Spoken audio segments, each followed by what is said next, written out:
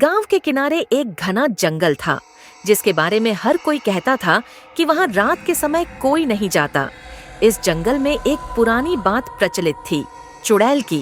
कहते थे कि जो भी इस जंगल में रात के वक्त जाता है वो लौटकर कभी नहीं आता। गांव के बड़े बुजुर्ग हमेशा बच्चों और नौजवानों को चेतावनी देते, रात को जंगल की तरफ मत जाना, चुड़ैल तुम्हारी जान ले लेगी। लेकिन बच्चों में उस बात को सुनकर जिज्ञासा भी बढ़ती थी। ऐसा ही हुआ जब एक रात मोहित और उसके कुछ दोस्तों ने गांव के किनारे घूमने का फैसला किया। वे सब 18-19 साल के नौजवान थे और इन कहानियों को मजाक समझते थे। मोहित ने हंसते हुए कहा, क्या चुड़ैल वाकई में होती है? चलो देखते हैं। रात के 10 बजे पूरा गांव सो रहा था। मोहित, नेहा और उनके 3 दोस्त चुपचाप जंगल की तरफ चल पड़े। थोड़ी ही देर में वे घने जंगल में पहुंच गए। नेहा ने कहा, मुझे नहीं लगता हमें यहाँ आना चाहिए था। मोहित ने हंसते हुए कहा, अरे कुछ नहीं होगा, सब बस अफवाहें हैं। जंगल के अंदर घुसते ही एक अजीब सी सड़ांध की गंध महसूस होने लगी। पेड़ पौधे अचानक बहुत घने और भयानक लगने लगे। हवा की सरसराहट तेज हो गई थी और दूर से किसी औरत के चीखने की आवाज सुनाई दी। नेहा कांपते हुए बोली, ये क्या था? शायद हवा होगी।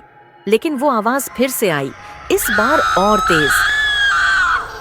सभी ने ध्यान से सुना। ये किसी इंसान की चीख नहीं थी, बल्कि ऐसा लग रहा था कि कोई बेहद दर्द में है। अचानक सामने पेड़ों के बीच एक सफेद साया दिखा। वो साया धीरे धीरे उनकी तरफ बढ़ रहा था। मोहित ने आंखें चौड़ी करते हुए कहा, ये क्या है? वो साया और करीब आया तो सबने देखा, वो एक औरत थी।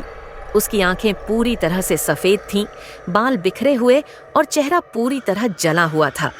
उसकी हड्डियां बाहर निकली हुई दिख रही थीं और उसकी चाल बेहद अजीब और डरावनी थी। नेहा ने चीखते हुए कहा, वो चुड़ैल है, भागो! सब लोग भागने लगे, लेकिन जैसे ही वे भागे, जंगल में एक गहरी गूंज उठी और चुड़ैल जोर से चिल्लाई। मोहित ने पीछे मुड़कर देखा, चुड़ैल हवा में तैरते हुए उनके करीब आ रही थी। मोहित का पैर फिसला और वह जमीन पर गिर गया।